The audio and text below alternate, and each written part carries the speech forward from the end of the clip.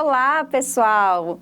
Sejam bem-vindos a mais uma aula de correção das atividades de fixação. E aí, fizeram as atividades? Então agora é a nossa hora de corrigir e tirar as dúvidas que podem ter ficado. Então vamos lá? Vem comigo! Nós vamos corrigir as atividades agora da aula 3, unidade 2, módulo 1. É muito importante que vocês mantenham aí o caderno, né? As anotações de vocês para garantir que vocês vão corrigindo aí, observando onde é que vocês erraram e com as explicações procurar entender por que vocês erraram, né? Muito interessante que a gente conclua o nosso processo de aprendizagem. Não terminou quando vocês fizeram as atividades. Por quê? Vai chegar momentos aí na vida de vocês que vocês vão ter que fazer as provas. Então, nós precisamos aprender de verdade. Então, vamos lá, sem perder tempo. Questão número 1. Nós temos esse texto, né, que é um infográfico. E nós vamos ler para depois responder. Gerações digitais. Gerações. Então, você vai acompanhando aí sua mãe, você e o seu irmão. Então, internet para sua mãe é uma ferramenta, para você é cultura, para o seu irmão é uma extensão do eu, né? Como se fosse uma continuidade dele mesmo. Hardware. Para sua mãe, o que é hardware? É o notebook, para você é o tablet e para o seu irmão é um smartphone. O navegador, então para sua mãe é o Internet Explorer, para você é o Google Chrome e para o seu irmão é o browser do celular. E por aí vai, né? Tem aí a comunicação, homepage, rede social, privacidade, pesquisa e linguagem. Tá mostrando a diferença com que cada geração se relaciona com as tecnologias, né? Com a tecnologia, o que cada um compreende. Vamos lá. O objetivo do criador desse texto multimodal era refletir, né? O que é um texto multimodal? Que é um texto que usa vários recursos, né? E tem várias intenções para a gente, né? Como comunicar, como trazer informações, como divertir a gente. Então, qual que é a ideia dele? Refletir sobre o quê? A pessoa que criou esse texto quer refletir sobre o quê? Como as pessoas se comunicam nessa era digital? Será que é isso? Ou como as diferentes gerações lidam com a era digital? Será que é a opinião das pessoas mais velhas e mais jovens que você? A opinião das pessoas sobre a internet de maneira individual? Ou a opinião das pessoas sobre o uso do livro na era digital? Bom, tem uma palavrinha que resolve essa questão fácil para você, né? Que é, na verdade, a questão das gerações aí. Gente, aqui é a alternativa B, tá? Que ficou mal localizada, é a B. Então, a palavrinha que resolve fácil para você é a palavra aí gerações, tá certo? Ficou mal localizado, mas aí vocês vão marcar certinho. Questão número 2. Novamente é uma questão com infográfico. O que é um infográfico? É uma imagem que combina, né, dados de uma forma mais resumida, semelhante a um gráfico, e traz imagens, traz informações. Então, é importante fazer a leitura dessas indicações para a gente conseguir responder corretamente. Então, é uma mistura de você conseguir localizar as informações claramente que estão lá e interpretar aquelas que estão implícitas. Então, vamos lá fazer a interpretação desse infográfico. Horários nobres do Facebook. Amostra de posts e comentários considerada. Então, foi uma amostra aí, né, um número gigantesco. E a porcentagem pelos dias da semana. Então, o que a gente consegue perceber? O dia que tem menos postagens e comentários é o sábado, né? Que o número é menor. E qual é o dia com maior movimentação lá? É a segunda-feira, com 16,2%. Então, vamos ver se a pergunta está pedindo algo disso aí para nós.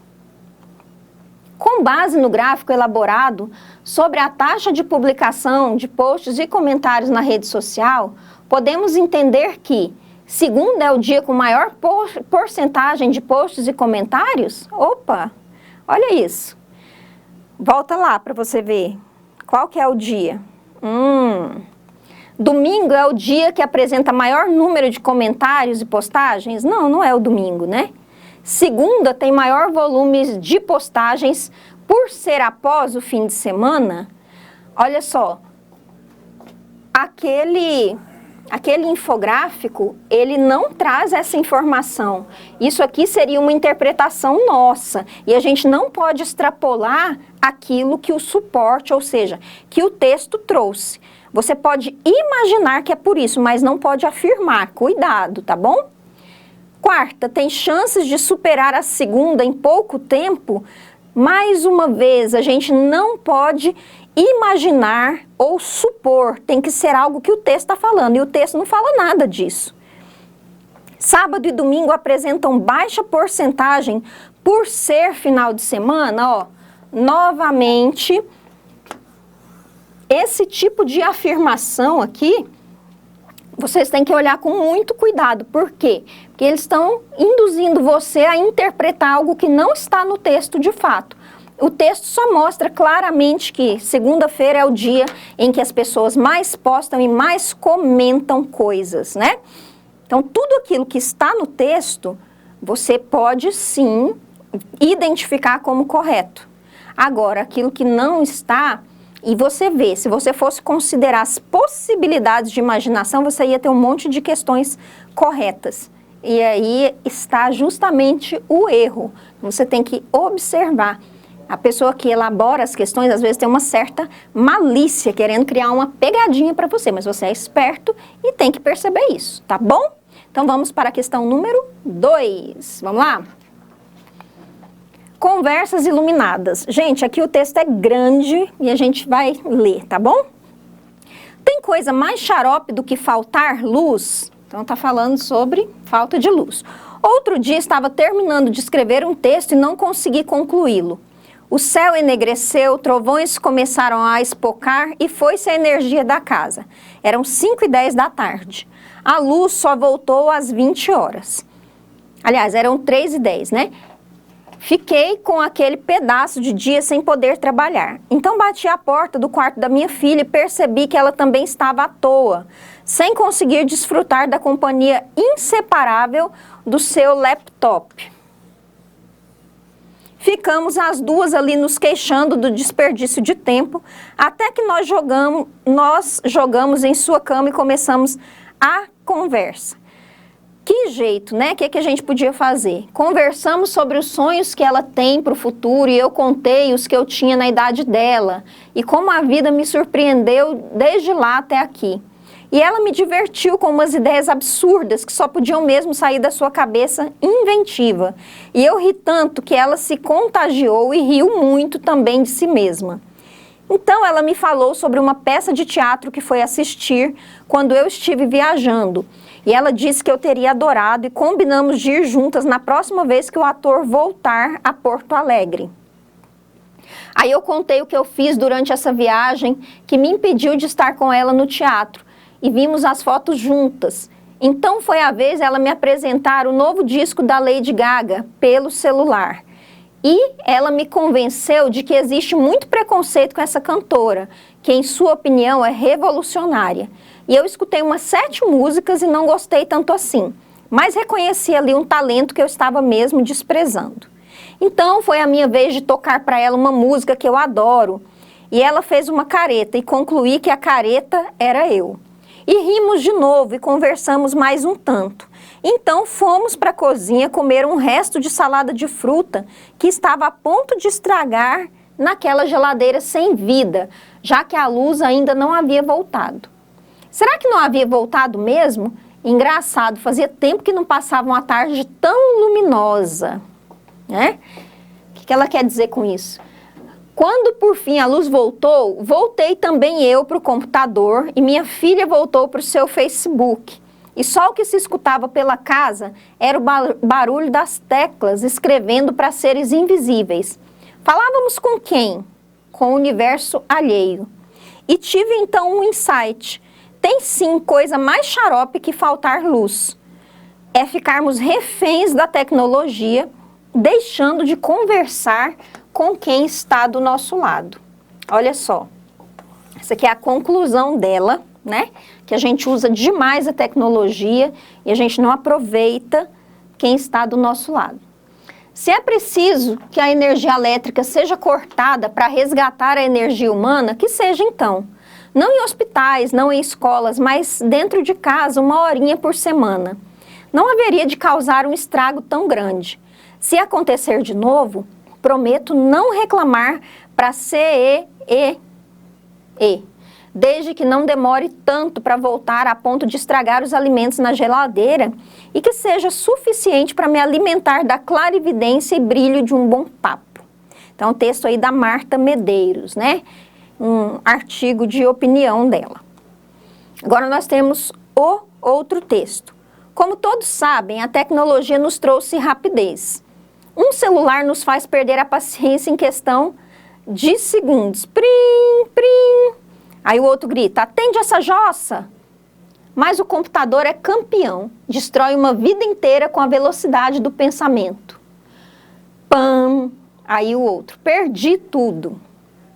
Então, olha só, nós temos esses dois textos e após a leitura comparativa entre o texto Conversas Iluminadas, que foi o primeiro, e a tirinha, né, que estamos lendo agora, pode-se concluir que ambos os textos destacam aspectos positivos da tecnologia. Será que é isso que nós vamos identificar? O texto, você vai perceber, né? Eles falam de aspectos positivos. Letra B, o texto Conversas Iluminadas destaca pontos negativos da tecnologia.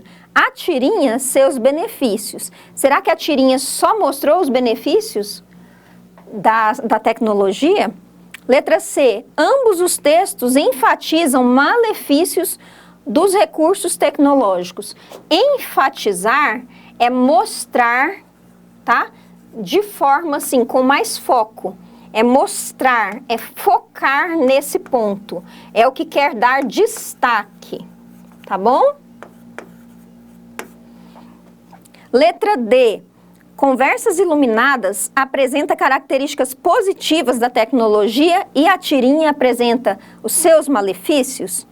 Ou em Conversas Iluminadas não é possível perceber o tema, já diferente da tirinha que está claro? Olha, atenção ao não, que eu já falei com vocês que esse não é quase 100% das vezes pegadinha. E aí, gente? Os dois textos, eles focam, eles querem destacar, eles querem alertar para os aspectos negativos, os malefícios. O que é que não é bom, que não é um benefício, né, dos recursos digitais aí, da tecnologia, tá certo? Vamos agora para a questão 4. Uma tirinha da Mônica. Mas como era sua vassoura? Tinha alguma marca especial? Primeiro quadrinho, né? E o segundo. Preciso ter certeza de que a vassoura que eu encontrei é a sua. Então, nós vemos aqui que é uma bruxa e a vassoura está varrendo sozinha. Quer dizer, é uma vassoura diferente aí, né? A propósito do texto acima e de seus recursos multimodais, analise as proposições a seguir. Ao encobrir parte da cena, o primeiro quadrinho cria certa expectativa sobre quem é o interlocutor da Mônica, ou seja, quem está falando com ela, o que só é mostrado no segundo quadrinho? Sim, né? Isso é verdade. A gente fica assim, a gente não sabe com quem ela está falando, mas no segundo quadrinho a gente descobre. No segundo quadrinho, a identidade da mulher, ou seja, uma bruxa, é apresentada principalmente por meio de recursos não verbais. Sim, em nenhum momento houve a palavra falando que ela é uma bruxa, mas a gente percebe o chapéu, a gente percebe a roupa dela, né? Os traços em forma de semicírculo e a poeira em movimento em torno da vassoura indicam que esse objeto está ligado, é autônomo para se movimentar e, portanto, deve pertencer a uma bruxa. Ele está se movimentando o quê? Sozinho, sem precisar de ninguém, não é? Observa lá, esses traços assim, ó, que são linhas cinéticas que nós falamos, eles estão representando isso, que a vassoura sozinha está se movimentando, tem ninguém segurando, né? E 4. O humor da Tira tem relação com o fato da Mônica interrogar a bruxa com muita seriedade à procura de evidências de que ela é a dona da vassoura? O que vocês acham? Então, o que nós temos de verdadeiro? Sim, a 1 é verdadeira, né? A 2 também é verdadeira. A 3 também é verdadeira. E a 4 também é verdadeira, ou seja, todas são verdadeiras. E estão corretas? Alternativa A. Todas estão corretas, 1, 2, 3 e 4. Esse tipo de questão aí, que tem duas partes, né? Então, tem a primeira parte que você vai julgando os itens, é bom você ir colocando certo, errado, e depois você vai comparando lá com as possibilidades de resposta. Se não encaixar, aí você vê que provavelmente você respondeu algo que não tá legal, não tá de acordo, tá bom? Muito bom, né? Muito boa essa questão. Vamos para a próxima, que é a nossa última questão. Mais uma tirinha. Para falar a verdade, fico meio apavorado de pensar que eu vou ter que fazer serviço militar, tá? O menino aí, né? O Felipe, deitado para dormir pensando nisso. Vou te pôr na cadeia, seu inútil. Não vale a pena, sargento. E aí apareceu quem? O herói aqui, né? Meu Deus, o Cavaleiro Solitário. E aí, no último quadrinho, está a Mafalda no outro dia, né? Você ouviu um idiota gritando viva a altas horas da noite? Então, a gente pensa o quê? Que eles são vizinhos, provavelmente. E o Felipe, não ouvi. Então, marque a opção que apresenta a correta interpretação da tirinha da Mafalda, personagem presente no último quadrinho, de autoria do cartunista argentino Quino, em que Felipe, no primeiro quadrinho, mostra-se pensativo com a possibilidade de participar do serviço militar. Então, nós queremos a alternativa correta interpretação. A possibilidade de poder contar com a presença física do seu herói no quartel retira desde o início todo o medo e ansiedade do jovem que deseja servir às Forças Armadas do seu país? Tá correto isso? Voltar lá, olha só. Para falar a verdade, fico meio apavorado de pensar que vou ter que fazer serviço militar. Letra B. Embora com desejo de servir às Forças Armadas, a presença de Mafalda no último quadrinho reforça a ideia de que as mulheres não concordam com o fato do serviço militar ser obrigatório, né, exclusivo para homens. Em hora nenhuma Mafalda questionou isso ou essa ideia foi trabalhada, né, na tirinha.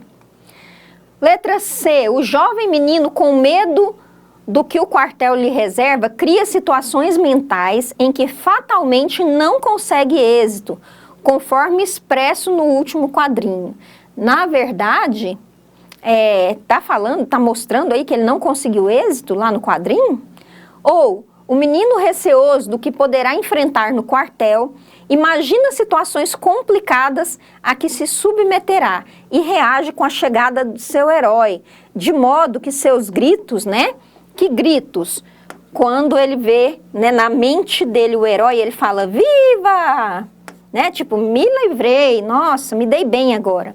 Então, os gritos dele foram escutados pela Mafalda. Então, o que nós temos, gente? O que é a alternativa correta? É a alternativa D. O menino, né, ele não perde o medo desde o início. Só quando o herói dele aparece é que, de fato, ele fica tranquilo e ele não deseja servir às Forças Armadas. Ele fala que ele tem que fazer isso. Então, é a obrigação, né? Ele vai ser obrigado. Essa ideia, hora nenhuma, é discutida e ele, de fato, tem medo do que o quartel vai reservar a ele. E não mostra que ele não consegue êxito, né? No quadrinho, ele consegue o quê?